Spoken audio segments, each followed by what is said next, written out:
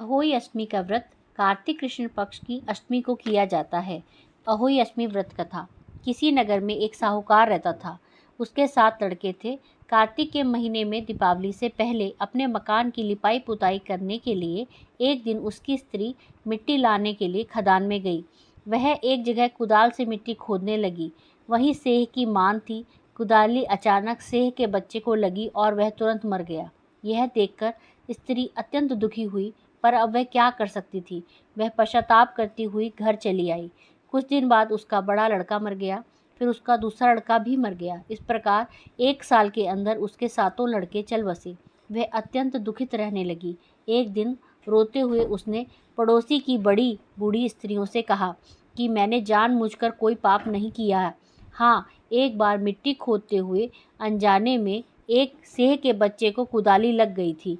तब से 1 साल भी नहीं हुआ कि मेरे 7 बेटे मर गए। उन स्त्रियों ने उसे धीरज बंधाते हुए कहा कि तुमने लोगों के सामने अपना अपराध स्वीकार कर जो पश्चाताप किया है, इससे तुम्हारा आधा पाप धुल गया है। अब तुम उसी अष्टमी भगवती के पास सेह और सेह के बच्चों के चित्र बनाकर उनकी पूजा किया करो। ईश्वर की कृपा से तुम्हारा सारा पाप धुल जाएगा और तुम्हें फिर पहले की तरह पुत्र प्राप्त होंगे। उस स्त्री ने कार्तिक कृष्ण अष्टमी को व्रत किया और तब से लगातार उसी भांति व्रत और पूजन करती रही। ईश्वर की कृपा से उसे फिर 7 पुत्र प्राप्त हुए। तभी से इस व्रत की परंपरा चली आ रही है। अहोई माता की